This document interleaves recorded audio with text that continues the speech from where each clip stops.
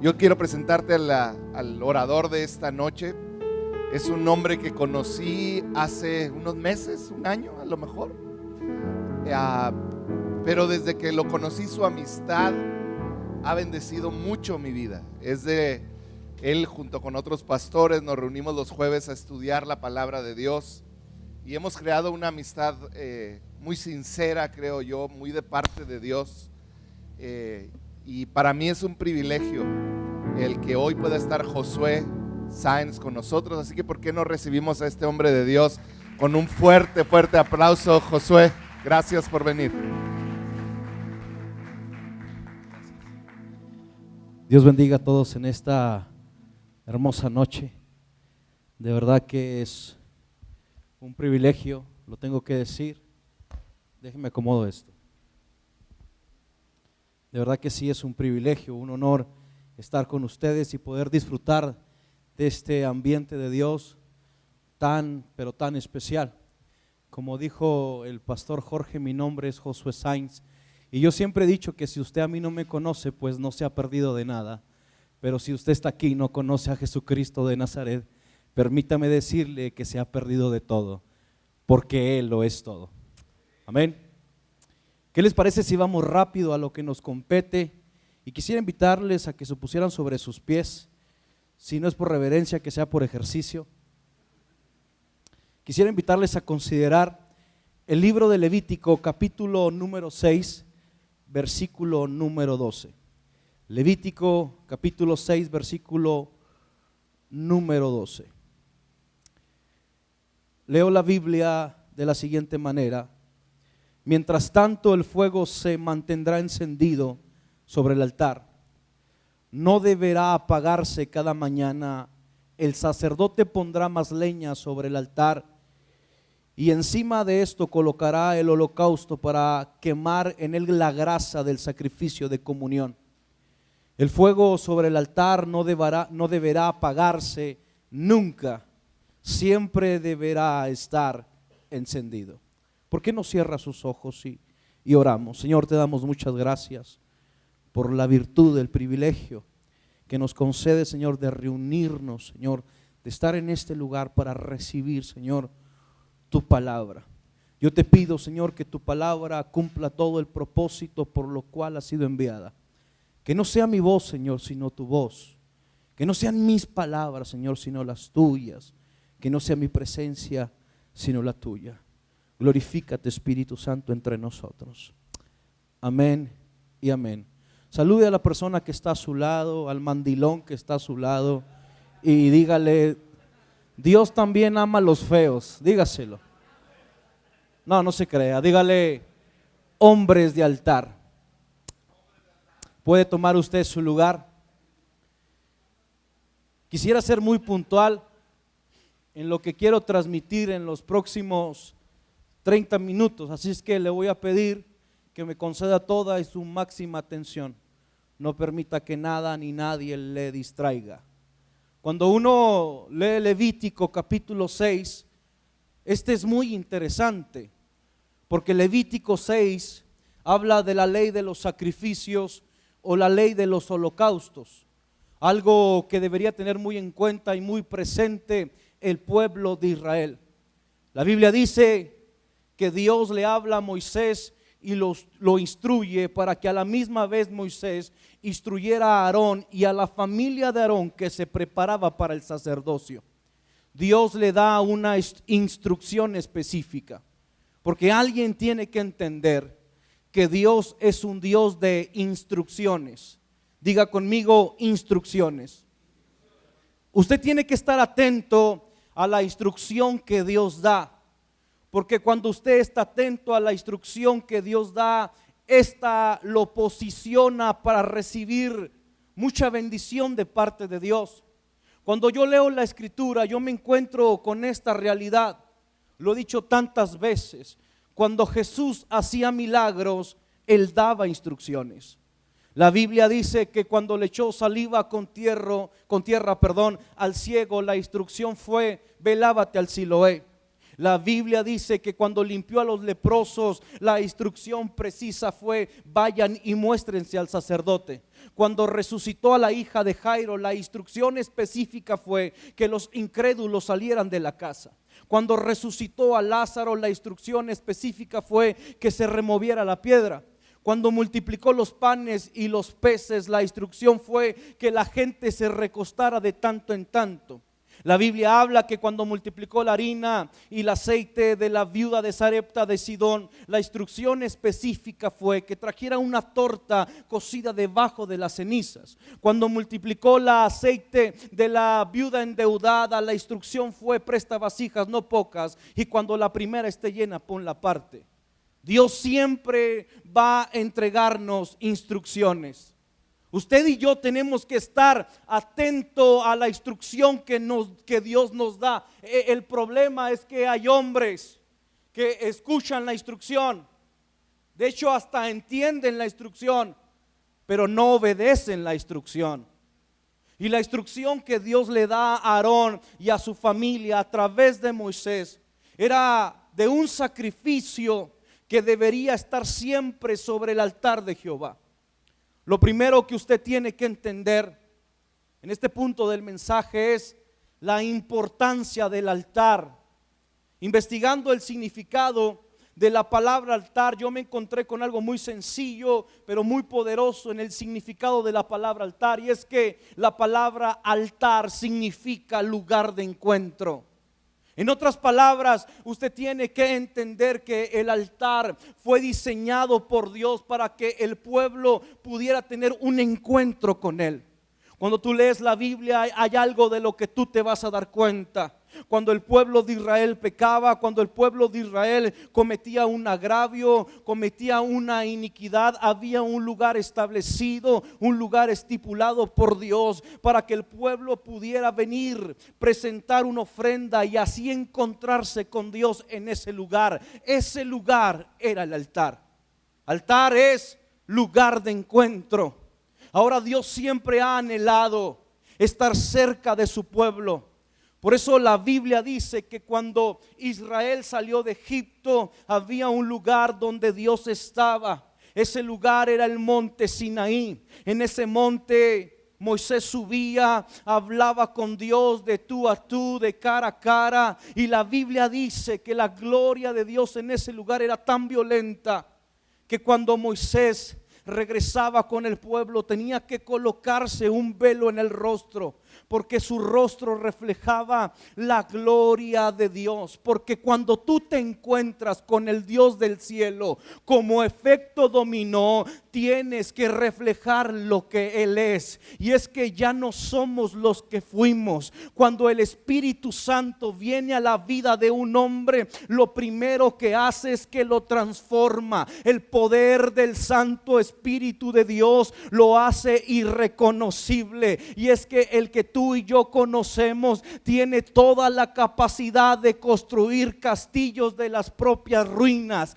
Cuando Satanás golpea la vida de un hombre, aparece el que tiene el poder de cambiarlo todo. Y una vez aparece el que tiene el poder de cambiarlo todo, Satanás tiene que empacar las maletas e irse de la vida y del espíritu de ese hombre, porque alguien tiene que reconocerlo. Cuando Jesús llega, Jesús rompe las cadenas. Cuando Jesús llega, Jesús trae libertad, Jesús trae sanidad, Jesús trae salvación. De hecho, hombres, aquí hay hombres que fuimos esclavos del vicio, esclavos del alcohol, esclavos de las drogas, esclavos de la perversión y del pecado. Pero cuando Jesús llegó a nuestras vidas, Él transformó nuestro ser, Él cambió nuestro lamento en alegría, Él nos rescató con el poder de su amor. Yo me pregunto, ¿será que hay un hombre que pueda levantar su mano conmigo y decir: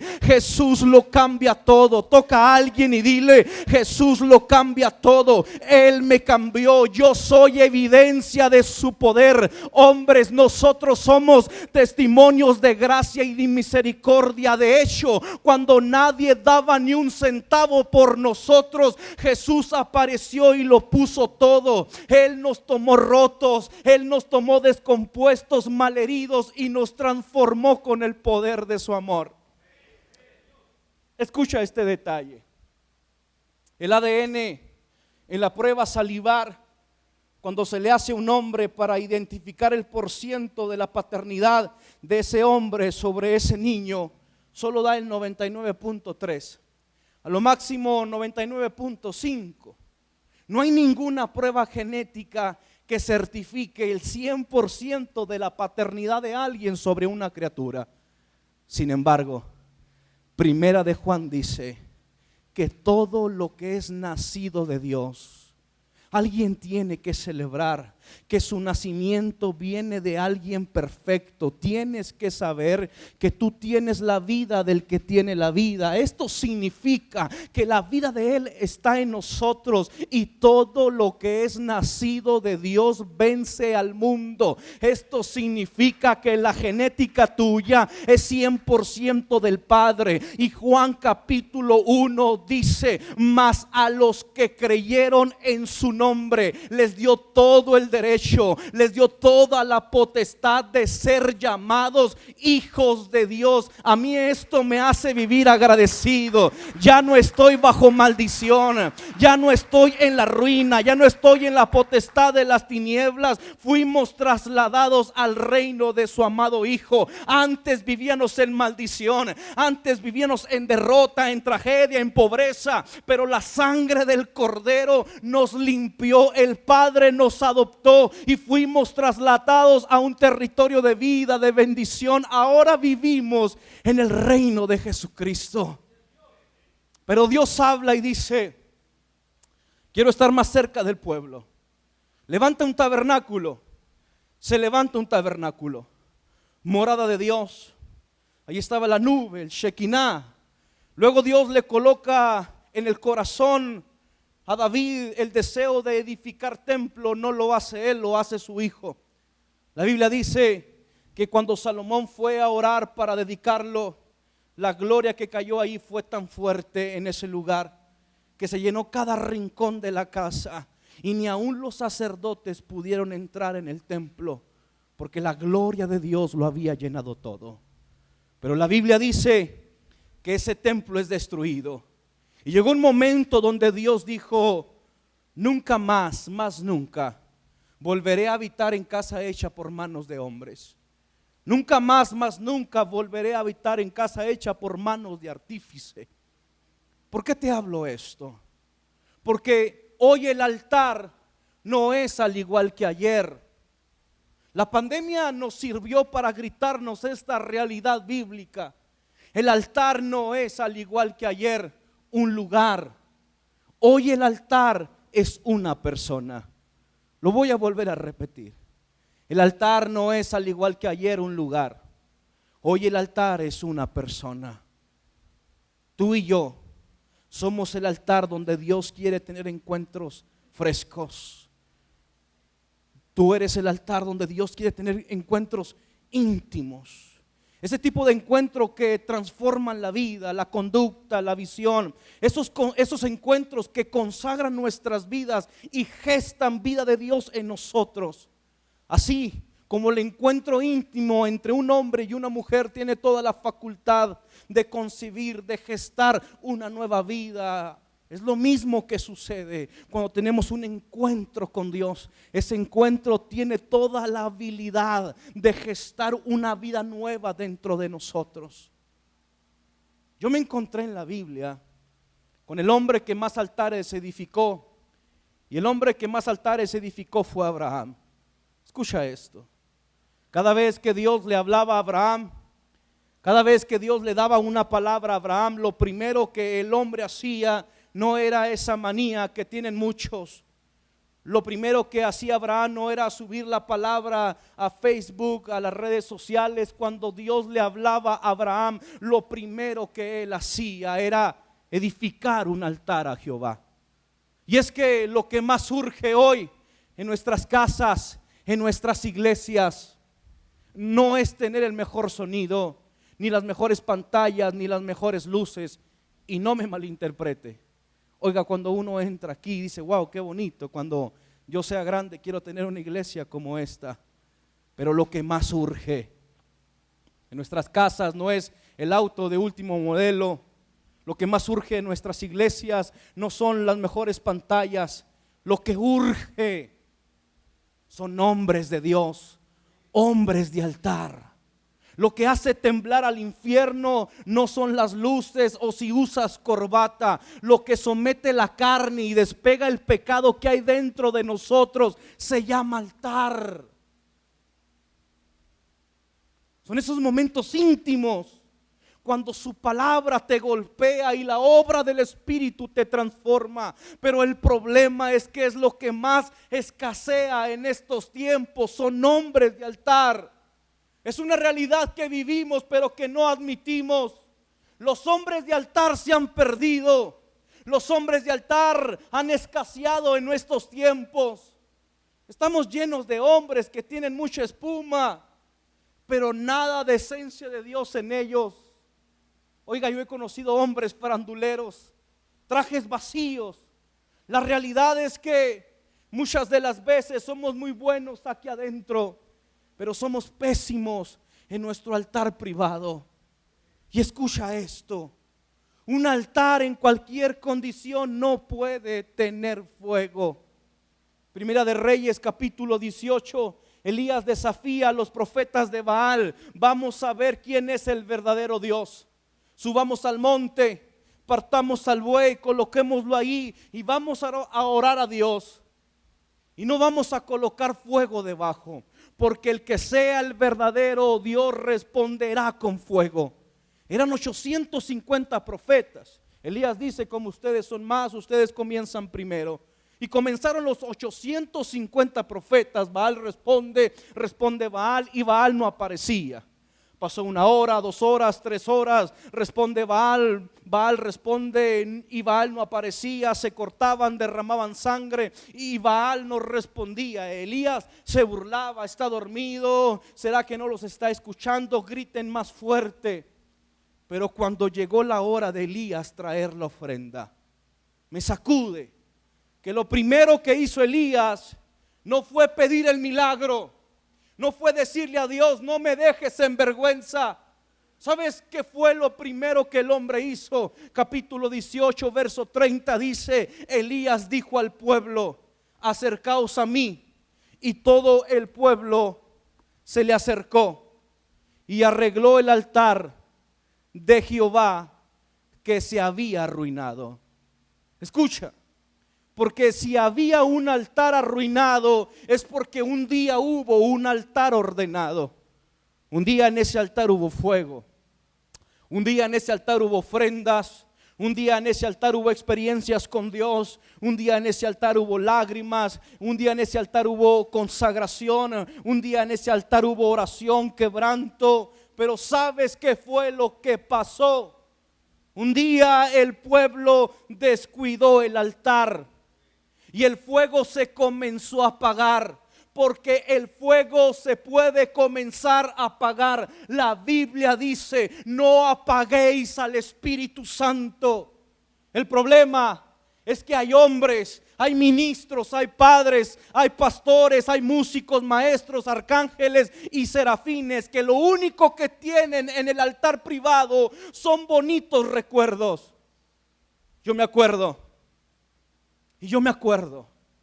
Yo he hablado con hombres que en los derrumbes de su vida me han hablado, me han sentado en una mesa y hemos conversado y vamos a la raíz y me han dicho, Josué, yo me acuerdo cuando yo oraba. Yo me acuerdo cuando yo buscaba a Dios. Yo me acuerdo que tenía hambre, anhelo de cerrar la puerta de mi habitación, cantaba desafinado, se iba la luz, pero pasaban horas buscando el rostro del Señor. ¿Entiende? Tú no puedes vivir de la experiencia pasada. Recibe esta palabra: nadie vive de ayer comí. Todo el mundo tiene que comer hoy. Hombre, este es el día de arreglar nuestro altar. Es el día de arreglar nuestro altar íntimo. Y es que la triste realidad es que nuestros altares se han arruinado. Y entiende, el problema siempre estará precisamente en la raíz. Hombres que ya no son ni la sombra de lo que un día fueron en Dios. Hombres que hablan de lo que un día experimentaron, vivieron con Dios. Un día tuvieron algo, pero que ya no lo tienen. Alguien tiene que acordarse. Acuérdate, ¿cuánto tiempo pasabas con Dios? Acuérdate, ¿cuántas horas pasabas para que Él te bendijera? ¿Cuántas lágrimas? ¿Cuántas veces no nos tiramos boca abajo en la habitación? Acuérdate del desgarro que había en ti para que Dios te diera una palabra, para que Dios te direccionara cuando no sabías qué hacer. ¿Cuánto tiempo hace, hombre, de tu último encuentro real con Dios? ¿Hace cuánto tiempo no experimentas la intimidad con Él? El problema es que nos hemos convertido en profesionales. Conocemos muy bien la cultura eclesiástica. De hecho, no sabemos la coreografía cristiana. Pero la realidad es que no hay vida de Dios en nosotros. Es por eso que continuamos sumergidos en los mismos vicios. Y lo único que queda es la experiencia del bonito recuerdo. Hoy buscamos a Dios profesionalmente y no devocionalmente. Gente que está conectada a Dios gracias al ministerio que ejerce. Quítales el ministerio y se quedarán sin nada. La realidad es que nunca han tenido nada con Dios. Altares arruinados. La realidad, hombres, es que estamos tan ocupados con nuestras agendas. Estamos tan ocupados con nuestra vida que la realidad es que lo hemos descuidado a ti. Lo hemos descuidado a Él. Tengo una palabra. Vuelve a la senda antigua. Y la senda antigua no es falda o pantalón. La senda antigua son principios. ¿Cuál principio? La oración, la búsqueda, los encuentros con Dios, la lectura íntima de la palabra. Los principios, entiende, no se pueden negociar. Hay que volver al altar, hay que volver a arrodillarnos delante de Dios, hay que buscarlo con esmero, con pasión, con devoción, hay que volver a humillarnos delante de Dios. Pero la realidad es que muchos estamos secos, expertos en emociones, pero no hay esencia de Dios en nosotros. Empiezo a terminar. Voy a pedirle al hermano del teclado que me eche la mano. Lucas capítulo 2 verso 41 dice: iban sus padres todos los años a Jerusalén en la fiesta de la Pascua. Y cuando tuvo 12 años subieron a Jerusalén conforme a la costumbre de la fiesta. Al regresar ellos, acabada la fiesta, se quedó el niño Jesús en Jerusalén sin que lo supiese José y su madre. Y pensando que estaba entre la compañía, anduvieron camino de un día y le buscaban entre los parientes y los conocidos. Pero como no le hallaron, volvieron a Jerusalén buscándole. Y aconteció que 3 días después le hallaron en el templo. Iban como era la costumbre. Y es que la costumbre nos hace perder la pulpa, la esencia de las cosas. La rutina nos hace perder lo valioso. La Biblia dice que al regresar no se habían dado cuenta que el niño no estaba con ellos. Escucha esta locura. ¿Cómo un padre, cómo una madre va a caminar un día entero y no se va a dar cuenta que el niño no está con ellos? El problema es que en el camino perdemos cosas y todavía no nos hemos dado cuenta. Recuerdo que un día de madrugada estaba leyendo la lectura de la palabra y Y recuerdo fuerte que vino un pensamiento que me golpeó. Este pensamiento decía: Josué, que tus hijos y que tu esposa duerman bajo el mismo techo que tú duermes, eso no significa que tú todavía tengas su corazón. Probablemente hace tiempo tú lo perdiste y tú todavía no te has dado cuenta. ¿Cuántas cosas hemos perdido? Cosas valiosas que teníamos antes en nuestra vida con Dios y que ya no las tenemos. ¿Sabes por qué no se habían dado cuenta de que el niño no estaba con ellos? Porque ellos pensaban que el niño estaba entre la gente. Y escucha esto: una cosa es que Jesús esté entre la gente, pero otra cosa muy distinta es que Jesús esté contigo. Él tiene que estar contigo. Por eso el libro de los Hechos dice que reconocían que habían estado con Jesús. Porque cuando tú estás con Jesús se va a notar. Tu familia se va a dar cuenta de que no vienes de ver la novela o el fútbol, sino que vienes de estar con Él, que esté contigo. Y la escritura dice que regresaron. Este es el día de regresar. Este es el día de retomar la ruta. Regresa al lugar que tú sabes que algo perdiste, que ya no está. Regresa al lugar donde tú sabes que algo se extravió. Y es que la realidad, hombres, es que tenemos que reconocer, por muy duros que parezcamos, que amamos la presencia de Dios. La realidad es que tú y yo no podemos vivir sin Él. Entiende, tú perteneces a Dios. Tú perteneces a su presencia. Tu ambiente no es la perversión ni el pecado. Tu ambiente es la presencia de Dios. Porque tú naciste para el altar. Tú naciste para adorar. Tú naciste para predicar la palabra. Tú naciste para orar por los enfermos y que estos sean sanados. Tú naciste para declarar las virtudes de aquel que nos llamó de las tinieblas a su luz admirable. ¿Sabes dónde lo encontraron? En el templo. Regresa al altar. Regresa a la humillación. Hombres, metámonos con Dios como si fuera la última vez que lo hacemos. Metámonos con Dios como si fuera la primera vez que lo hacemos. Metámonos sin títulos, sin renombres, sin posturas, sin posiciones, sin cuentas de banco, sin ministerios. Metámonos con Dios en intimidad, como si no estuviéramos bendecidos. Metámonos con Dios como si no estuviéramos promocionados. Hay altares que lo único que tienen son humo y ceniza, y el humo ahoga. No le estamos dando a nuestra familia fuego, sino humo. Escucha, cuando el altar se arruina, hay que manejar la familia, la vida, la iglesia con el control remoto, apretando botones llenos de mecánicas vacías de esencia y de presencia de Dios. Y tú y yo no somos robots. Elías entendió que donde no hay altar ordenado, no hay fuego. Sin altar ordenado, no hay fuego. Échenle agua, dijo Elías.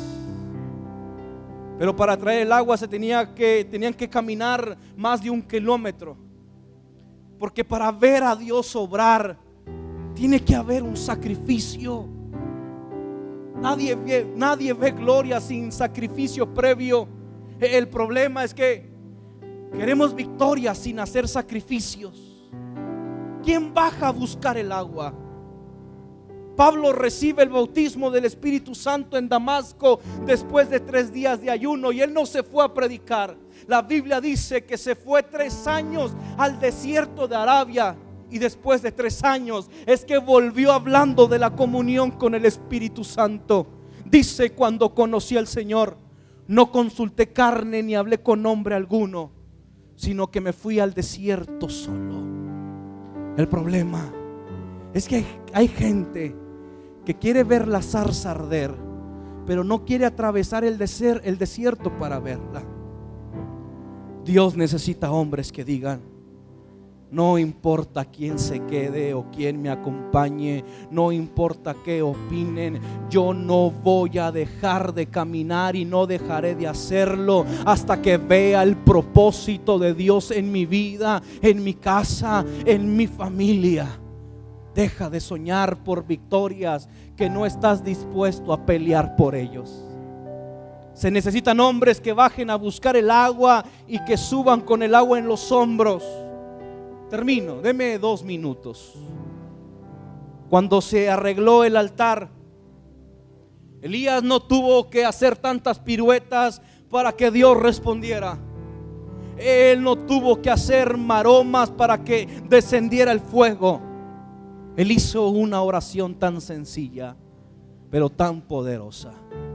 Respóndeme, Señor, respóndeme, para que esta gente reconozca que tú, Señor, eres Dios y que estás convirtiéndoles el corazón a ti. Y el fuego cayó. Escucha, el milagro más grande en el monte Carmelo a través del profeta Elías no fue hacer descender fuego del cielo, fue provocar a una nación entera regresar al único Dios verdadero.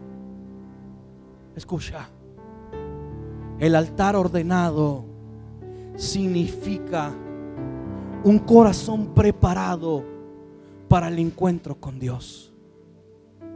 Un altar ordenado refleja el anhelo de tener una conexión profunda y genuina con el Creador. Tienes que volver a caminar con Dios, no socialmente, sino íntimamente.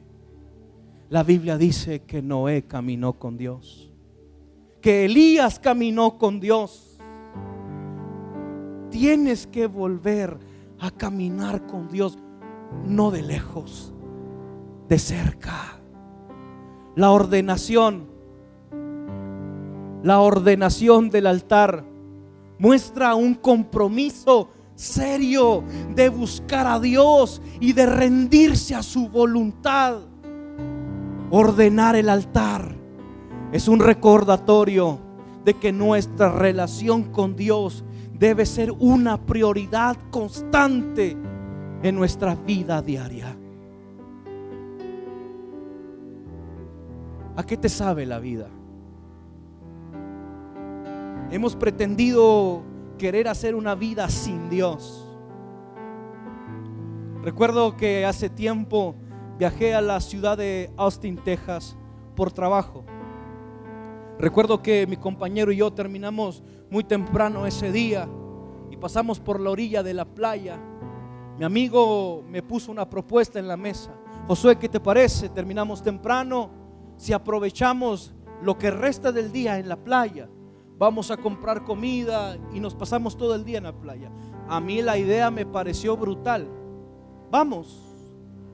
Recuerdo que bajé del camión, caminé, me descalcé, empecé a sentir la arena entre mis dedos. Recuerdo que me quité la camisa y me tiré un clavado a las aguas del mar. Y estando ahí, disfrutando de la experiencia, contemplando el bello paisaje, recuerdo que volteé a la playa y solamente vi a mi amigo. Y esto me dio como nostalgia, porque esa experiencia, la verdad, no me supo a nada. Porque hubiera sido muy distinta esa experiencia si en la playa hubiera estado mi esposa y mis 2 niños corriendo. Esa experiencia no me supo a nada. Y allí me di cuenta que así es la vida. No sabe a nada si Dios no está en ella. A nada. Sabe a problemas, a frustraciones, a vergüenza, a cargas. No sabe a nada si Dios no está en ella. ¿Quieres ser feliz, hombre? Primero tienes que aprender a ser feliz si Dios no está en ti. ¿Por qué no cerramos nuestros ojos ahí?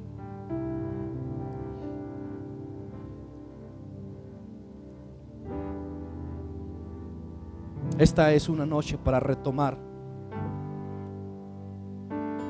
la ruta. Es una noche para tomar esa decisión que has postergado. Arreglemos el altar. Volvamos al altar. Volvamos a los encuentros frescos de tipo íntimo. Es una decisión radical que hoy tiene que nacer en nuestros corazones.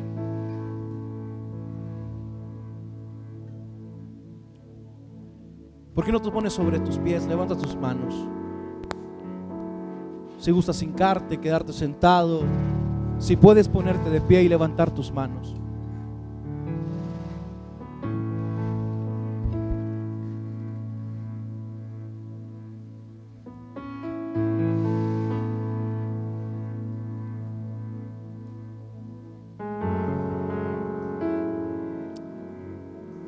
Percibo que hoy muchos hombres tienen que reconciliarse con Dios. Hay hombres que se alejaron, tomaron su distancia. Y aunque estás aquí, aunque haces el esfuerzo,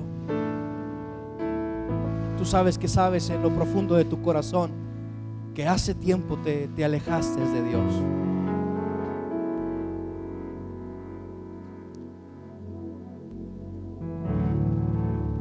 Hoy es una bella oportunidad.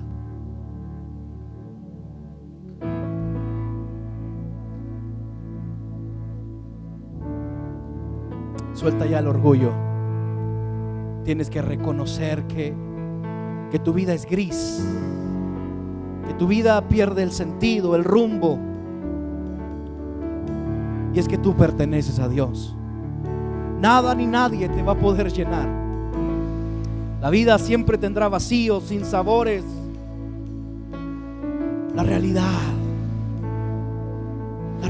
es que tú perteneces a Dios, que tú amas su presencia. Y es que tú y yo nacimos para otra cosa. Tú y yo somos de otro ambiente. Somos hasta pésimos pecadores. El pecado nos entretiene, pero la verdad es que nos deprime.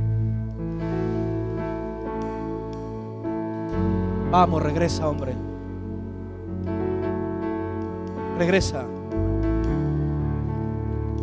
Regresa a la intimidad.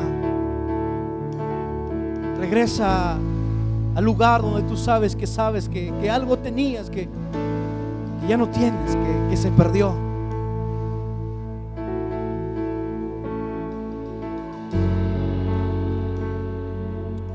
¿Por qué no adoramos? Vamos. Abre tu corazón, permite que Dios trabaje. Él está haciendo algo dentro de ti, algo bello. Él está dando vida a lo que está seco, a lo que está muerto. Hay hombres que tienen que sacudirse, dejar la condenación, porque el Padre está con los brazos abiertos. Él no te condena, Él no te apunta, Él está listo. Vamos, hombre, dilo con el corazón. No hay absolutamente nada. No hay nada mejor. Díselo. Nada me llena. Absolutamente nada tiene la habilidad de satisfacerme. Lo único que llena la vida del hombre es Dios.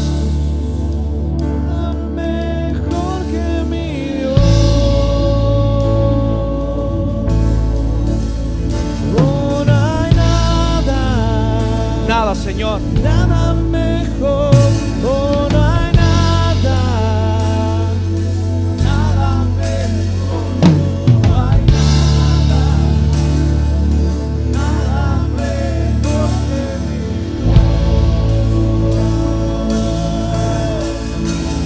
oh, no hay nada. Vamos, dilo con el corazón. Nada mejor.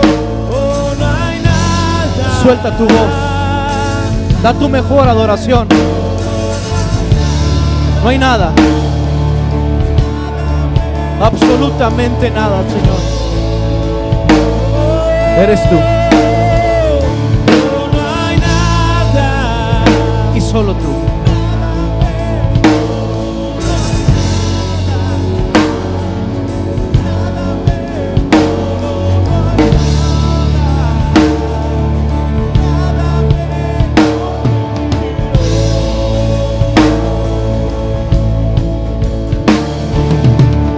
Cambias la ventananza.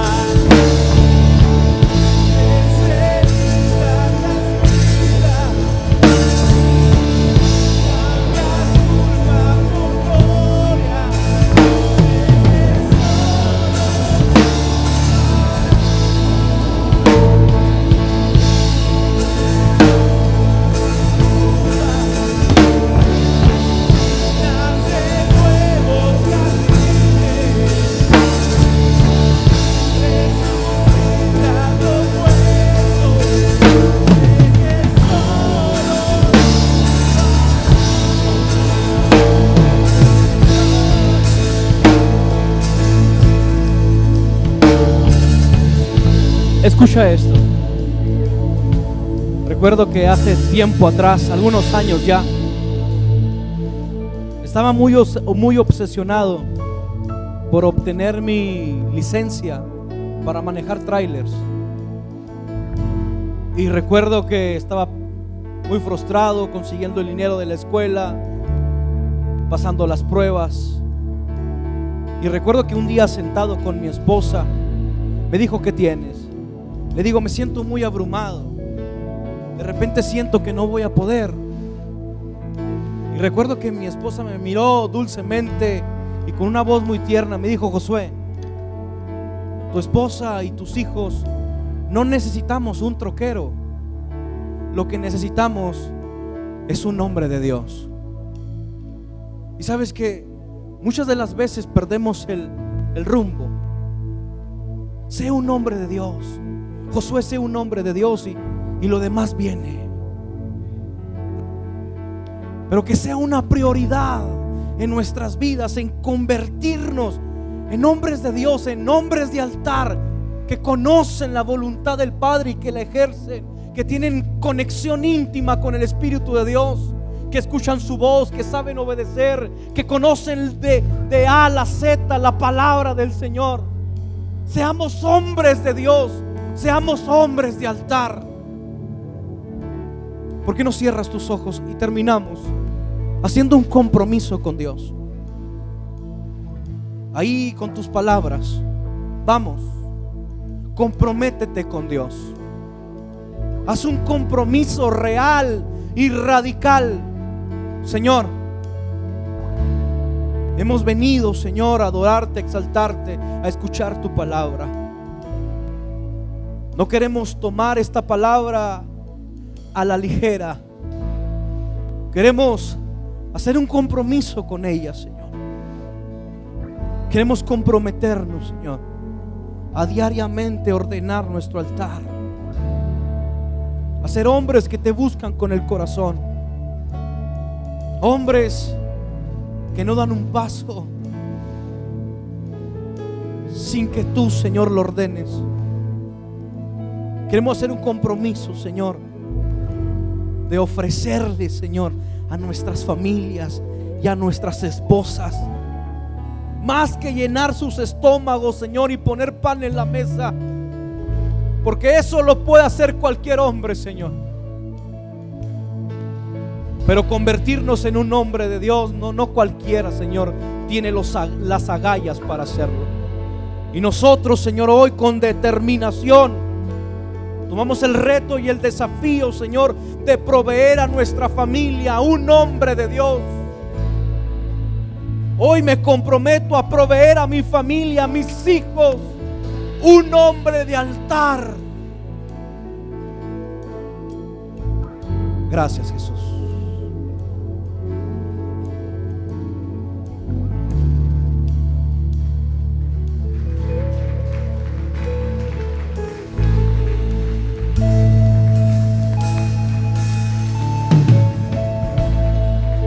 Amén. ¿Cuántos dicen amén? ¿Qué palabra nos ha dejado Dios por medio de Josué? Josué, damos gracias a Dios por tu vida. Gracias por traernos esta palabra. Dios toma en serio cada una de nuestras palabras. Así que caminemos en lo que hoy Dios nos ha hablado. ¿Cuántos dicen amén?